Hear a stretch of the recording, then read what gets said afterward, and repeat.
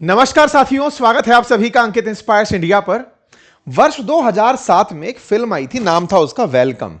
उसमें एक एक्टर थे फिरोज खान। एक फेमस डायलॉग था, अभी हम जिंदा हैं। अगर आपको ये याद आया तो ठीक है, नहीं आया तो आज का रिलेवेंस डिस्कस इस शब्द से कर लेते हैं। चर्चा इसलिए हो रही है क्योंकि जिस तरह से आए दिन जियोपॉलिटिकल घटनाओं में परिवर्तन हो रहा है, आए दिन कुछ ना कुछ होता दिख रहा है। अमेरिका और चाइना आमने सामने आते दिख रहे हैं, रशिया हाशिए पर जाता दिख रहा है। लेकिन ऐसे में पुतिन की एक जबरदस्त एंट्री होती है, और वो एंट्री इतनी जबरदस्त है कि उससे अमेरिका खुद ये सोचने पर विवश होगा कि कभी भी अपने दुश्मन को अधमरा नहीं छोड़ना चाहिए।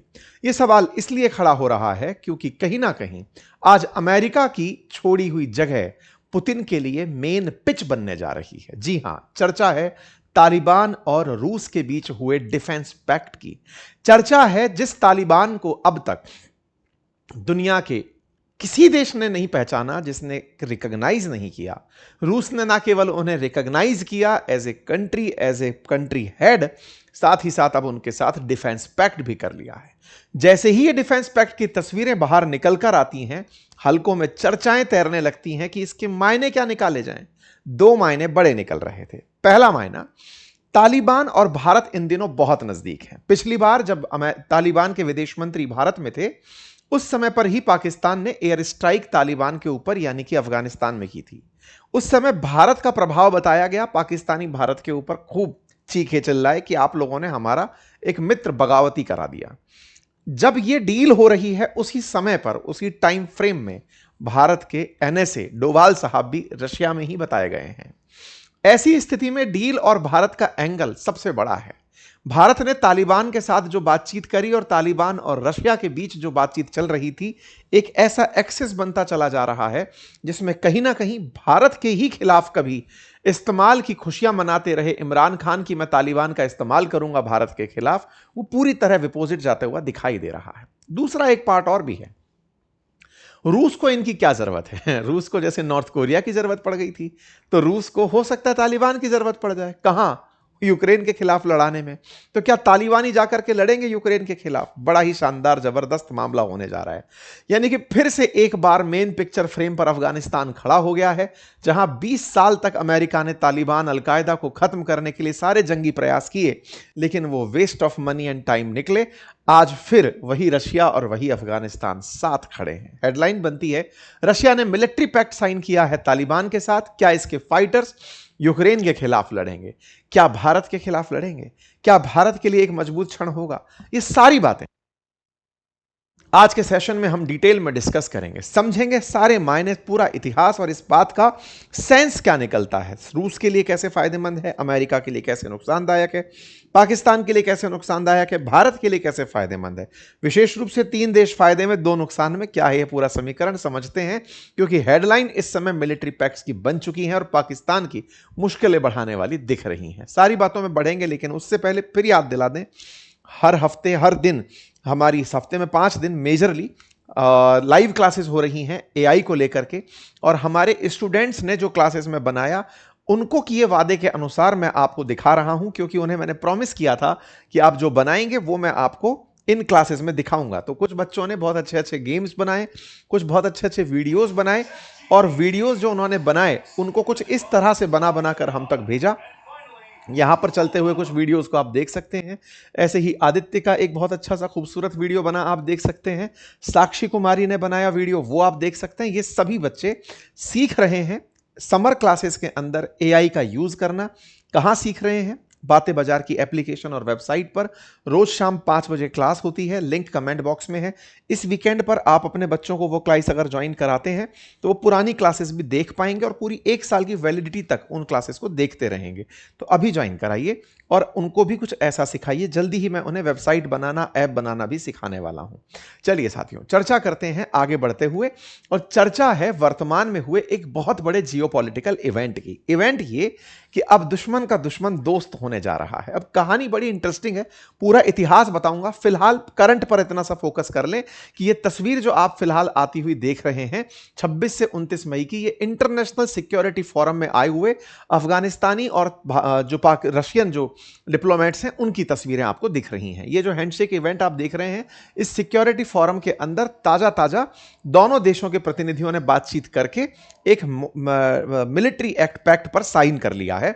और साइन करने का केवल इतना ही है कि तालिबान ना तो अब कोई आतंकी संगठन है और हम उसके साथ मिलकर के अपने रिश्तों के एक नए दौर की शुरुआत कर रहे हैं। नए दौर की शुरुआत है तो इसका थोड़ा इतिहास भी होगा, और इतिहास है बड़ा इंटरेस्टिंग क्या है मैं आपको वो याद दिलाता हूं। असल मायने में जैसे आप लोग आजकल ईरान सुन रहे हैं, हर दूसरा व्यक्ति ईरान का एकदम जानकार हो गया होगा, वैसे ही समझो उसी दौर में अफगानिस्तान का भी टाइम पीरियड चल ही रहा था। 1979 में ईरान के अंदर आप हुआ रेवोल्यूशन सुनते हैं, जब जाकर के खमनेई की सत्ता आई थी। खुमैनी थे पहले, फिर खमनेई आए, यानी कि इस्लामिक क्रांति हुई थी। बिल्कुल उसी दौर में 1979 में रशिया की एंट्री हुई थी अफगानिस्तान में। और रशिया की जब एंट्री हुई थी ना, तो चूंकि अमेरिका को ईरान से भगाया गया था और ईरान अफगानिस्तान पड़ोसी हैं, जब रेवोल्यूशन हुआ था ईरान के अंदर तो अमेरिका बड़ा बेइज्जत होकर गया था। और उधर उसके पड़ोसी देश अफगानिस्तान में रूस की एंट्री हो रही थी। इस बात से अमेरिका बड़ा ह्यूमिलिएटेड फील करता था।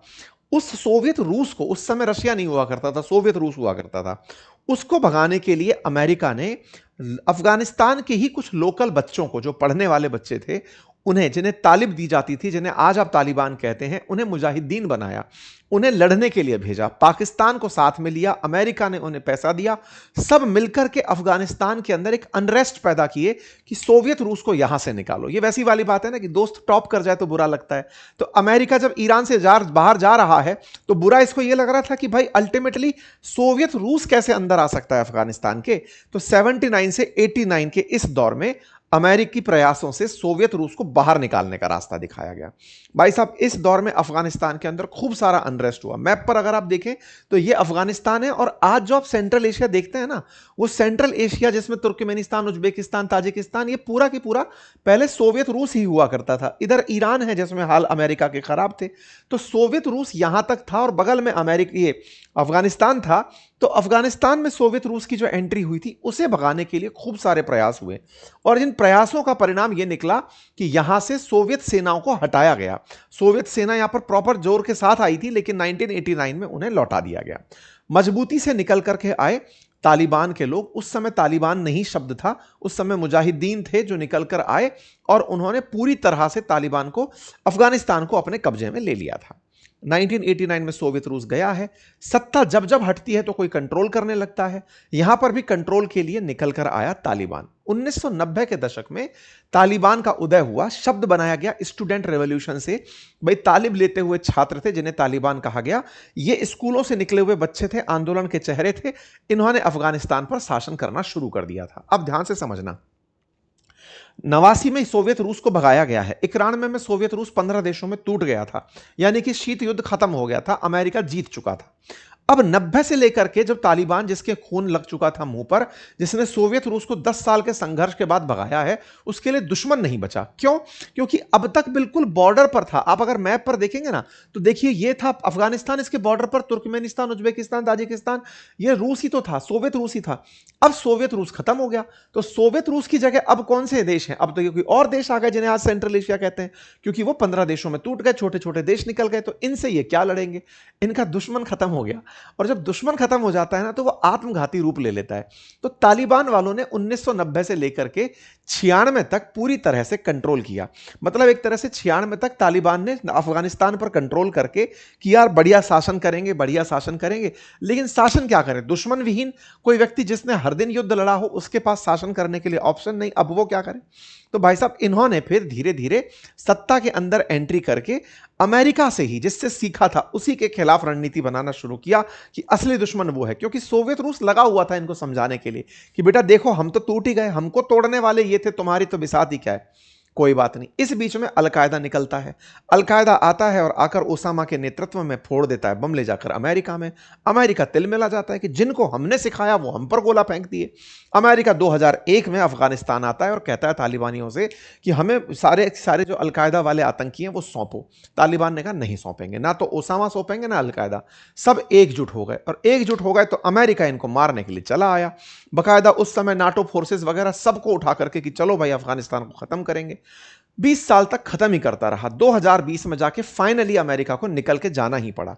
अमेरिका और तालिबान के बीच में समझौता होता है कि भाई हम नहीं खत्म कर पाए, अब हमें वापस जाना होगा। ट्रंप का शासन था, ट्रंप जाते जाते अफगानिस्तान से कि भैया चलते हैं, तुम्हारा सत्ता तुम्हें ही मुबारक। जो तालिबान 96 तक था, 2001 से लेकर के 2020 तक अमेरिकियों का आक्रमण झेला, 2020 में पूरी तरह सत्ता को पा लिया। 2021 में अमेरिकी सेना निकल गई और उसके बाद तालिबान का शासन 15 अगस्त 2021 को पूरी तरह प्रवेश मिल गया काबुल के अंदर तालिबान का। मतलब 5 साल पहले शासन किया और अब आकर के इन्होंने शासन फिर से शुरू किया। ठीक है साहब, अमेरिका चला गया।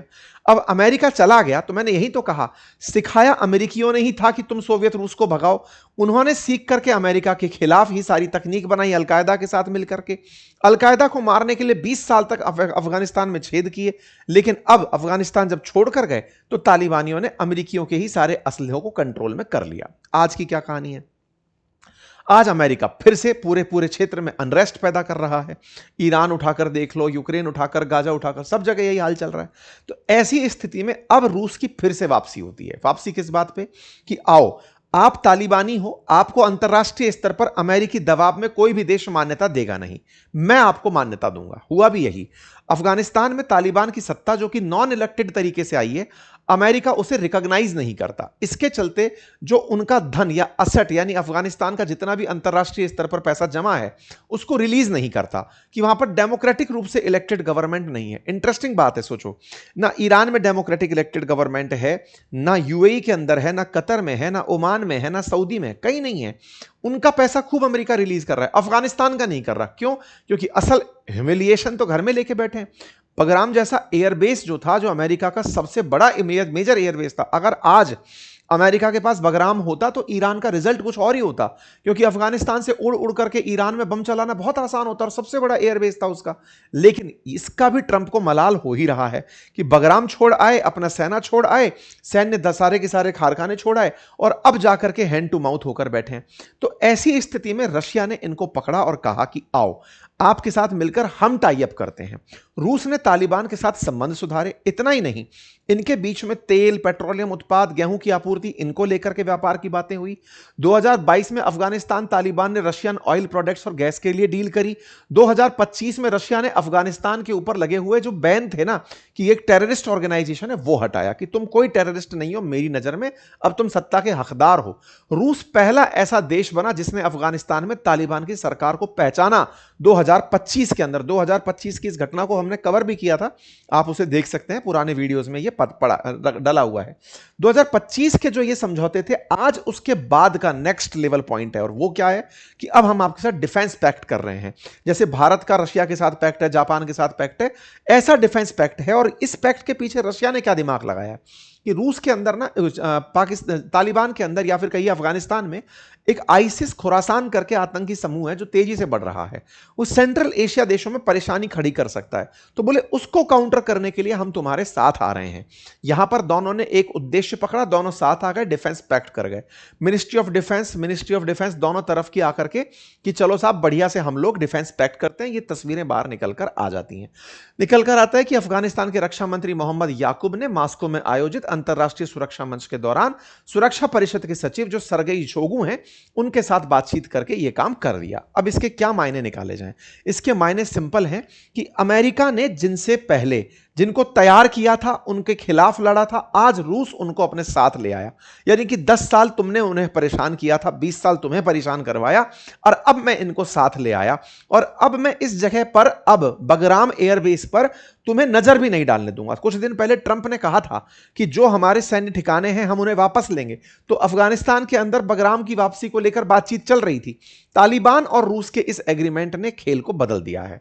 तालिबान की मजबूती बढ़ी है और ऐसे में इन दोनों का फिर से आमना सामना हो गया है। सेंट्रल एशिया की समीकरण में इस डिफेंस पैक्ट के बहुत मायने निकाले जा रहे हैं, और इन मायनों से यह भी मायने निकाले जा रहे हैं कि आने वाले समय में न केवल इन्होंने अपने आसपास के देशों को सुरक्षित कर लिया, बल्कि यह चाइना को, इंडिया को भी अफगानिस्तान के समर्थन में लाकर खड़े कर देंगे। अब इसके मायने देखते हैं। पहला सवाल कि क्या साहब ये यूक्रेन के खिलाफ जाकर लड़ेंगे? ऐसा क्यों? क्योंकि इन्होंने कुछ दिन पहले नॉर्थ कोरिया से भी डिफेंस पैक्ट किया था रशिया वालों ने। तो नॉर्थ कोरियन सैनिकों को लेकर के यूक्रेन के खिलाफ लड़ाने के लिए लेकर गए थे।